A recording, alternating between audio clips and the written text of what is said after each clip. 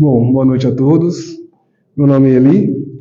Então, pela vista do tema Somos Imperfeitos, e eu sei que pode haver algum espírito perfeito entre nós, e eu não quero ofender ninguém, então já peço perdão antecipadamente para os espíritos perfeitos que aqui estão, tá?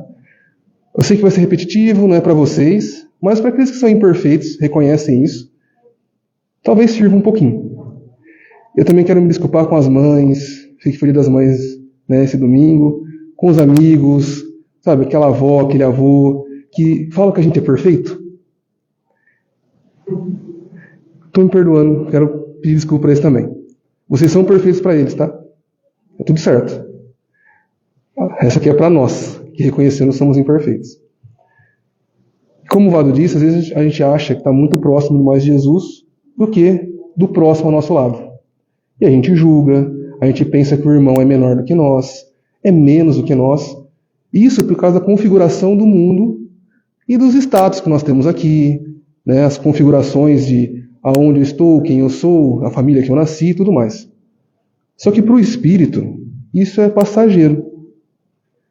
Porque o nosso corpo fica e tudo isso se vai junto.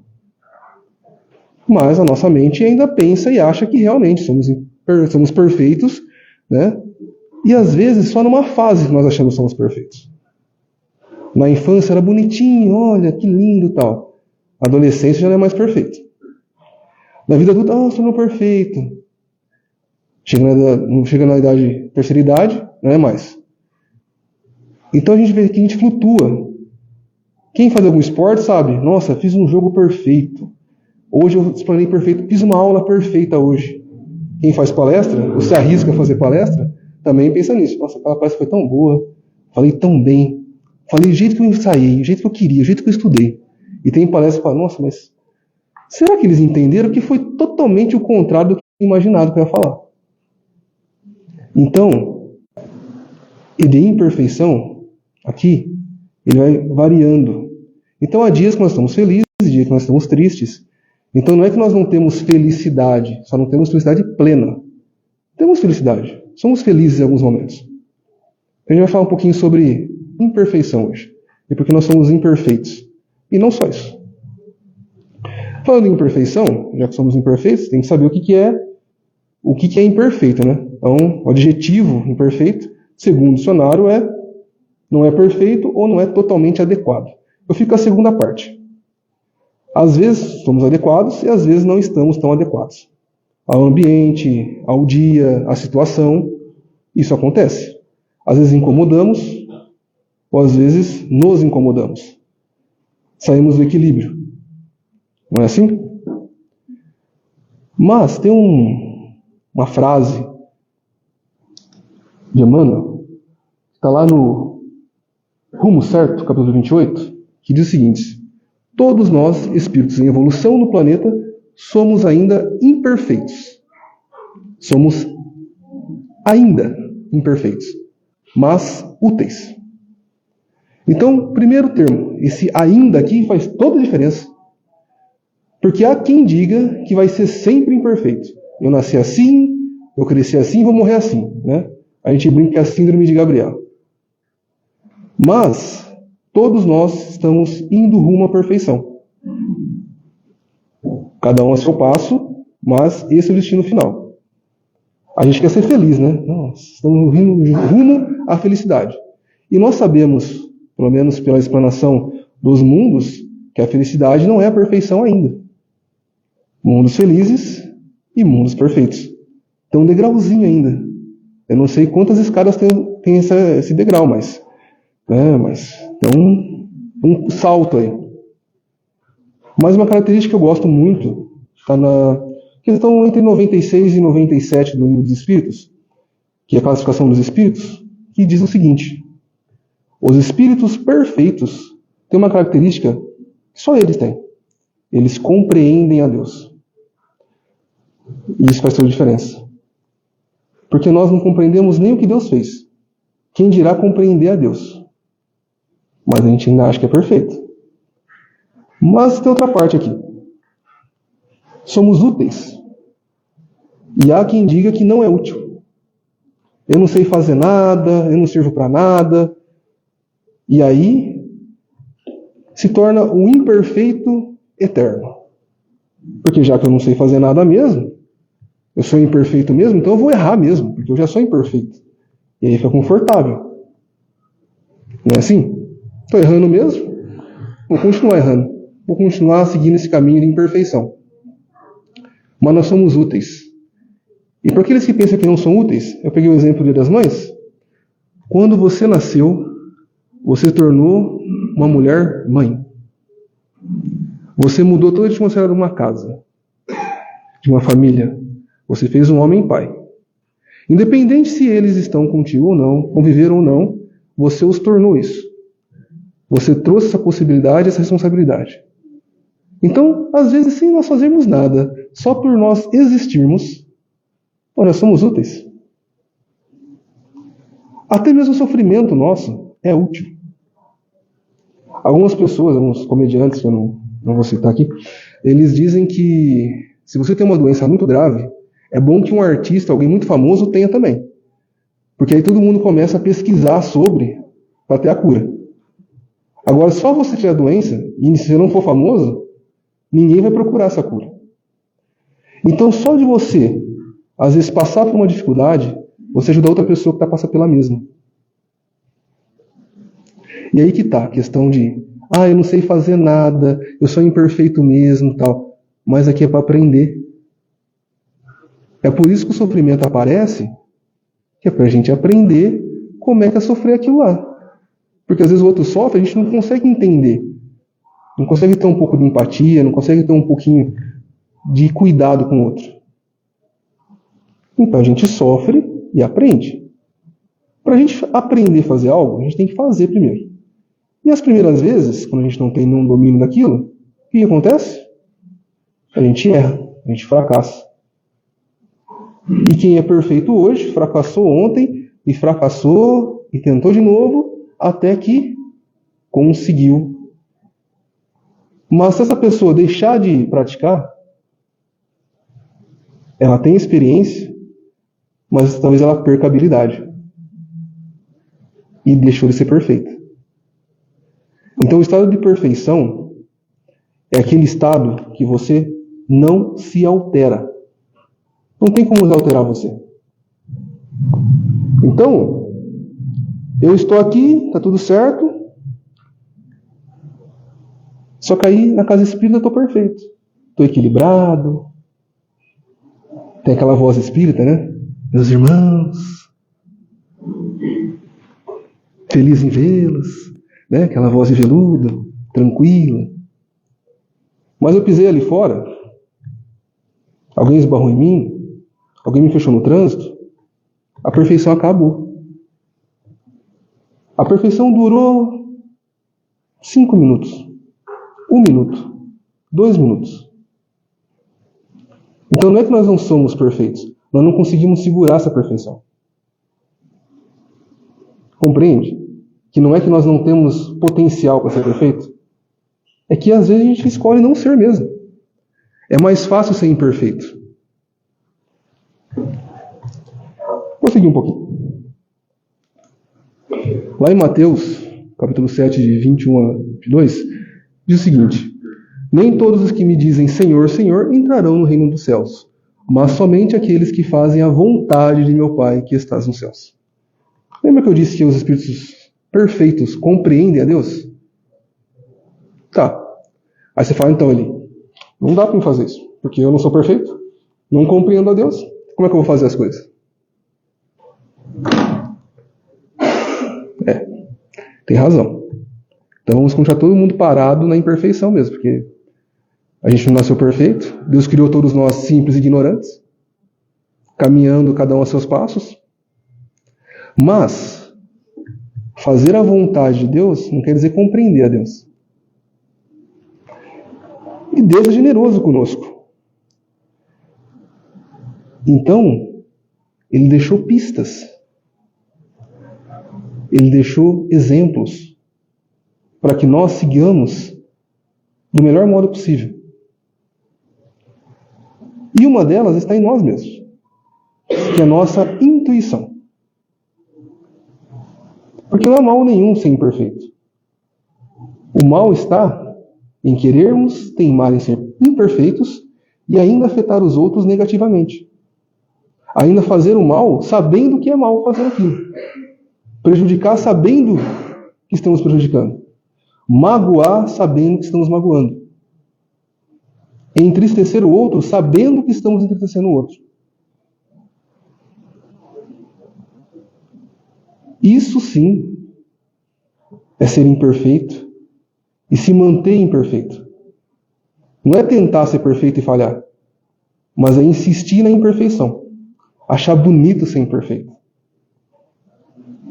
Então a gente às vezes sabe sim que nós estamos errando e persistimos, porque é mais fácil, é mais cômodo. Já estou acostumado com isso. Não é assim? E lá em Mateus 16, 27, diz o seguinte: porque o Filho do Homem virá na glória de seu Pai com os seus anjos, e então dará a cada um segundo as suas obras. Por que é importante saber isso? Cada um segundo as suas obras.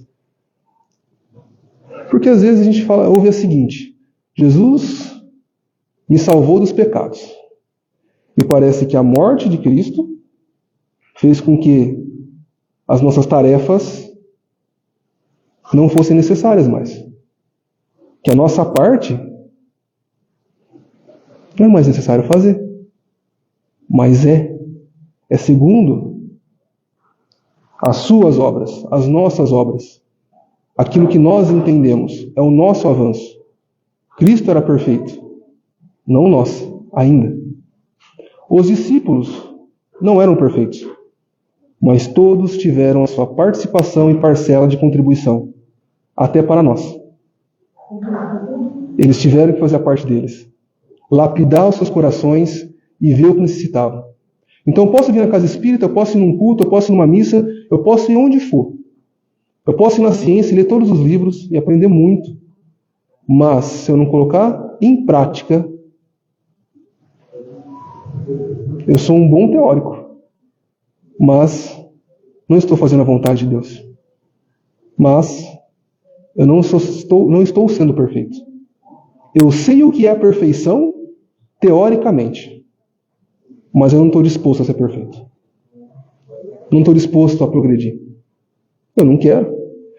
E sabe qual é uma coisa muito boa, assim, que a gente às vezes não quer impor para o outro, mas Deus não faz com a gente? Deus não impõe nada. Ele aguarda. É o seu tempo. Mas eu faço um questionamento. A gente vai esperar, como a gente brinca às vezes, na próxima encarnação, eu mudo, eu faço. A gente vai esperar a próxima, sendo que a gente tem a possibilidade de nessa reconhecer os percalços que nós mesmos estamos criando e já parar. E é só questão de vontade mesmo. E eu digo isso porque, numa próxima encarnação, as condições que nós vivemos talvez não sejam as mesmas. O local que moremos, a família que adentremos, talvez não sejam as mesmas. É necessário mesmo esperar até a próxima encarnação, criar-se um véu de esquecimento, para que a gente não lembre dos erros passados e não ficar se lamentando a vida toda. A gente tem essa mania. Ai, porque eu errei, então não posso mais, porque eu não me perdoo, e tal, e tal, e tal. E ficamos presos no momento. Então, para nos ajudar, nós esquecemos. E assim nós seguimos, agora pensando que é o começo de tudo de novo, para a gente recomeçar. É necessário isso mesmo? Nós já estamos aqui. Já não temos umas condições. Chico já nos deixou 400 obras para mais, para que a gente consiga despertar a consciência. Divaldo não está encarnado entre a gente ainda. Olha que dádiva. Citei 2 nomes aqui, contemporâneos nossos, que deixaram obras, exemplos, palavras. E talvez, numa próxima encarnação, não tenhamos esses elementos nos ajudando. A gente vai esperar mesmo? É necessário? E se o grau de sofrimento aumentar? Ficaremos felizes? Porque, como eu disse anteriormente, o sofrimento não é algo ruim, é um aprendizado. Ele vem para que a gente tenha um impulso de modificação, mudança em nós. E tem uma coisa a mais no sofrimento que eu percebo. Refletindo assim, por acaso, talvez uma inspiração, né, do meu irmão, temos 2 mandamentos deixados por Cristo que condensam os outros 10 de Moisés, né, e tudo aquilo que representa o Cristo, que é amar a Deus sobre todas as coisas e ao próximo como a ti mesmo. O sofrimento contribui para isso. Porque quando eu sofro, melhor, quando a vida está boa, eu não lembro de Jesus, eu não lembro de Deus, eu me dou todos os créditos.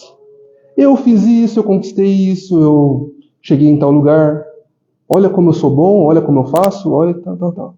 Quando o sofrimento chega, ai meu Deus, me ajuda. Senhor, passa à frente. Seja qual sofrimento for, qual segmento for, físico, mental, espiritual, emocional, de qualquer ordem. Nesse momento, olha como o sofrimento ajuda nós a colocarmos Deus à frente das coisas. Sendo que quando nós estamos no estado equilibrado, tudo certo, nós não lembramos e não colocamos Deus à frente das coisas. Raramente o colocamos. Mas quando as coisas saem todo fora do nosso controle, a gente volta-se a Deus e fala assim, Senhor, passa à frente porque eu não consigo. E reconhecemos a grandeza de Deus, e reconhecemos o amor dele por nós, e colocamos ele à frente de nós. E não só isso. Amar ao próximo como a ti mesmo. E depois que Deus nos ajuda a sair do sofrimento, às vezes, o sofrimento que nós mesmos causamos para nós mesmos, e nós fazemos muito disso, nós percebemos que Deus cuida da gente. Deus ama a gente. E Ele nos ensina o quê? A nos amarmos também. Porque como nós vamos amar o próximo, a gente não sabe nem como se amar. Não há lógica nisso. Então Deus mostra como é que se ama. Como é que se cuida de si. E isso nos ensina a amar o próximo. Está vendo como algo que parece ruim nos educa? Então, para nós ainda é necessário isso. É mesmo necessário? Porque se a gente criar consciência, não é necessário. É necessário a gente insistir nessa configuração.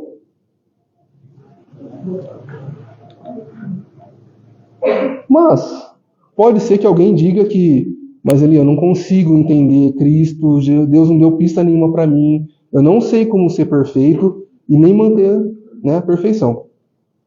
Lá em João 14,6, respondeu Jesus, eu sou o caminho, a verdade e a vida.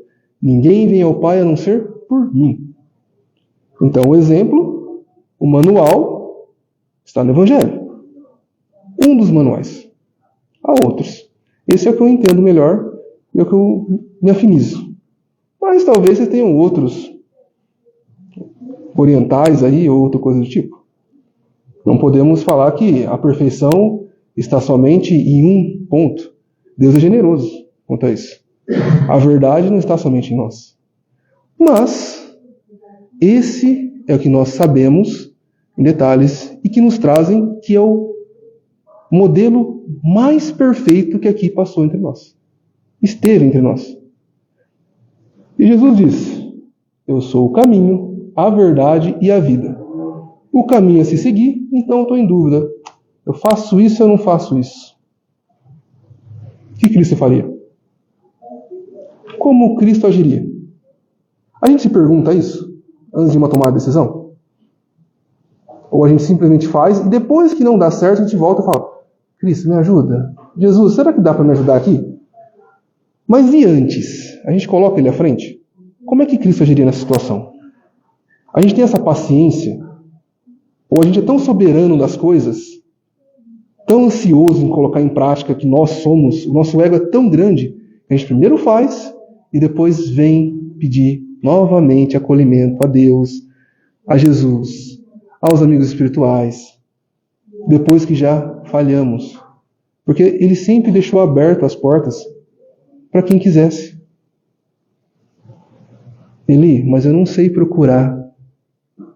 Tá, a gente conversa sobre isso rapidinho, daqui a pouco. Mas ele também diz que é a verdade. Alguém aqui é orgulhoso? Não precisa dizer, tá? Mas se alguém for orgulhoso, dificilmente vai aceitar uma outra verdade que não seja a própria. Porque a minha verdade é a verdade. E como é que eu vou aceitar outra verdade, mesmo que seja de Cristo, se ela não for coerente com o que eu acho que é verdade? Porque a gente quer que Cristo se adapte a nós e não nós a Cristo. E aí nós entramos no último ponto. Ele é a vida. Aí aqui tem um pontinho que as pessoas às vezes falam assim, ele é a vida, então ele deu a vida dele por mim, então eu estou salvo. Não é bem assim. Ele é o estilo de vida para se viver. Se você viver tal qual ele viveu, você será salvo.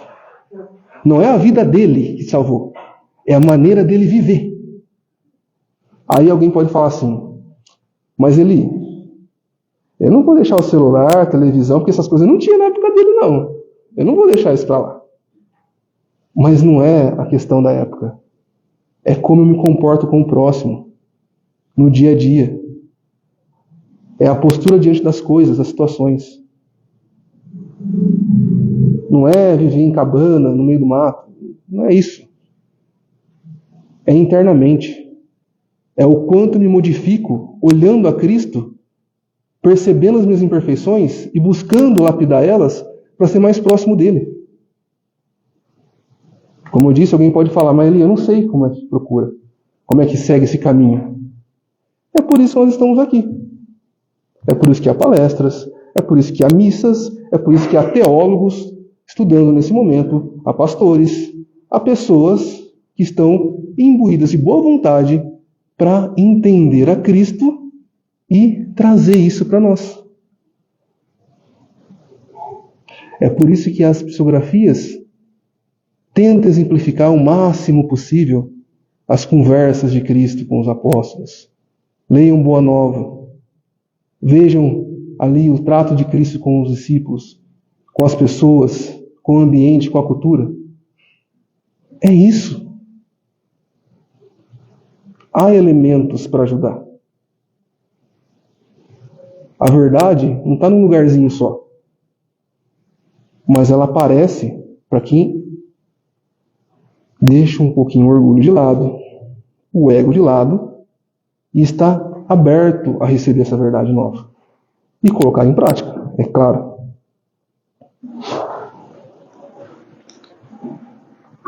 E o apóstolo Paulo? É claro que ele deixa um recado para nós. E não sejais conformados com este mundo, mas sede transformados pela renovação do vosso entendimento, para que experimenteis qual seja a boa, agradável e perfeita vontade de Deus. Então eu vou voltar um pouquinho aqui. Porque Jesus também disse isso. Ninguém vem ao Pai a não ser por mim. E sabe o que Jesus sempre fazia? Quando eu vejo aquela série Chosen, desde a primeira temporada, que começa com ele lá, fazendo um pouquinho de carpintaria ali, marcenaria, fazendo uns objetos ali, que está na beira de um rio. E desde aquele momento em diante, até o final, não falarei dela, assista, ele sempre se recolhe para falar com o Pai. Ele sempre busca, como se fosse um consultor, 24 horas, que você liga e fala, ô Pai, estou precisando de ajuda. E que eu faço a situação? E outra, respeitando a autoridade de Deus. Mestre, me cura, me cura.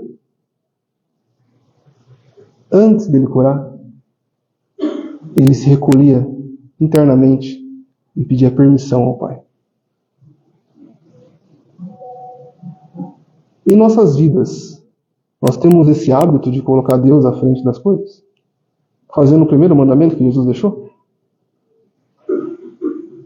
Ou a nossa vontade, desejo, tendência vai à frente de tudo? E aí nós queremos que Deus nos molde a nós. É a vontade de Deus ou nós queremos que a nossa vontade seja a vontade de Deus? Senhor, faça a sua vontade ou faça a minha vontade, por favor, Senhor? Como é que nós falamos com Deus? Porque se a vontade dele não for a que nós queremos, nós ainda vamos seguir? Ou vamos ficar irritados, tristes, revoltados, mal-humorados, magoados, talvez? Como nós vamos ficar? Vai aparecer toda a nossa imperfeição com a raiva e a gente vai bater nos objetos, quebrando, não tem culpa os objetos, os animais, até as pessoas, porque a nossa vontade não foi feita no tempo que nós queríamos, na hora que nós queríamos e do jeito que nós queríamos. Mesmo que não fosse o melhor para nós. Então, um dos caminhos que é decisão nossa a seguir é seguir a vontade de Deus. E para isso, cabe a nós buscarmos isso. Mas eu estou lembrando aqui que Jesus fazia isso. Todo mundo pode fazer como queira. Ninguém é obrigado. Deus está sempre lá. Quando quem quiser, só tocar a porta, ele abre, conversa, manda ajuda, intuições, inspirações. Mas às vezes a vida é tão corrida, né? As coisas acontecem tanto. A nossa tendência interior, né, se sobrepõe a isso. A gente não está com ouvidos para ouvir. E aí, infelizmente, a gente vai parar um pouquinho o progresso e vai ficar estático. E está tudo certo. Aqui é o mundo imperfeito. Certo? É o mundo imperfeito. Estamos aqui e podemos permanecer aqui. Não tem problema. Se o mundo mudar de configuração, como nós sempre falamos, a gente vai para um mundo parecido. Ainda com sofrimento, sabe? Aquela coisa que a gente está habituado. Então, assim, não é novidade. Todo mundo está habituado com sofrimento, sabe? Pessoas revoltadas, magoadas, pessoas que insistem em fazer o mal. A opção é nossa. Só estou lembrando aqui. E lá no Evangelho segundo o Espiritismo, capítulo 27, item 16, fala o seguinte: uma árvore boa não pode dar maus frutos, nem uma árvore má pode dar frutos bons. Toda árvore que não dá bons frutos é cortada e lançada ao fogo. São do mestre essas palavras: discípulos do Cristo, compreendei-as bem. Aí a gente olha isso daqui, e dependendo do caso, condenamos as árvores que nós não vemos bondade. Porque nós vemos uma face da pessoa. E talvez ela não é compatível com a nossa visão. Então, para nós, não é bom. Mas já percebeu que a pior pessoa do mundo que nós conheçamos ainda foi boa para alguém? Talvez ela foi má para muita gente. Mas para o filho, para a esposa, para a mãe, para o pai, não era bom. Ela era boa. Para você não, mas para essas pessoas mais próximas ela era boa. Então isso é só para alertar. E assim como Jesus não julgava, no Espírito perfeito, não julgava, não nos cabe julgar também. Porque o pior dos piores não ficará para trás. Nenhuma ovelha se perderá. Só precisará de mais tempo, mais compreensão, mais paciência. E ainda assim é útil. Porque é essa pessoa que vai te mostrar, às vezes, quão perfeito você, eu, nós somos. Ela vai te irritar tanto, te magoar tanto, que você vai saber. Tudo bem, fiquei magoado, mas perdoei. Olha, eu consigo perdoar. Fiquei irritado, mas voltei ao equilíbrio. Olha, eu consigo me equilibrar. E é isso que uma casa espírita pode fazer por nós. É isso que leituras edificantes podem fazer por nós. Pessoas equilibradas podem fazer por nós. Nos ajudar a voltar ao equilíbrio. E não quer dizer que nós não vamos nos equilibrar. Desequilibrar, não vamos ficar irritados, não quer dizer que o palestrante não vai errar. E eu vou errar bastante. Porque ainda sou imperfeito. Mas o que eu não posso é insistir na imperfeição, repetidamente. Porque isso não me ajuda. Eu pergunto, novamente, quantas coisas mais precisam acontecer para que você, para que eu, para que nós mudemos a nossa postura e tomemos um caminho diferente do que nós estamos tomando constantemente?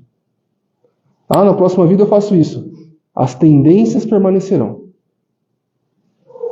O que vai mudar é a época, o que vai mudar são os personagens. E talvez nem os personagens, só a forma física deles. Enquanto nós não tomarmos a decisão de mudança. Só vai ser perfeito aqueles que trilharem o caminho da perfeição. Ou seja, decidirem isso. E não quer dizer que não vai errar, que não vai se magoar, que não vai se ferir. Chico certa vez disse, e aqui cabe aos espíritas, mas a todos também, ser espírita é compreender o próximo, admitir que somos falhos, imperfeitos, mas que também podemos nos lapidar um pouco tirando as arestas do egoísmo, da arrogância, do pensar que somos melhores e, acima de tudo, reconhecer que somos aprendizes. Vou perguntar de novo. Alguém aqui tem orgulho? Porque o orgulhoso, o egoísta, ele não vai aprender. Porque ele já sabe tudo. Não tem o que aprender. Agora, quando nós nos colocamos como aprendizes, estamos colocando assim, eu ainda tenho coisas para aprender. Eu ainda posso conhecer mais. Eu ainda posso fazer mais. Mesmo que eu erre, eu ainda posso me modificar. Então, meus irmãos, vir à casa espírita é ótimo. Estar com os amigos espirituais é ótimo. Estudar é ótimo. Mas de nada vale se nós não colocarmos em prática isso em nossas vidas. E isso é reforma íntima. É nós sabermos aonde está o erro, aonde estamos equivocados, e ir lapidando as arestas em nós. Então, ser perfeito não é nascer pronto, mas é trilhando o caminho para.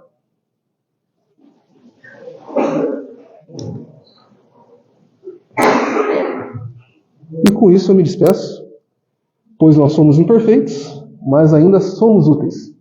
Então, coragem e muito obrigado.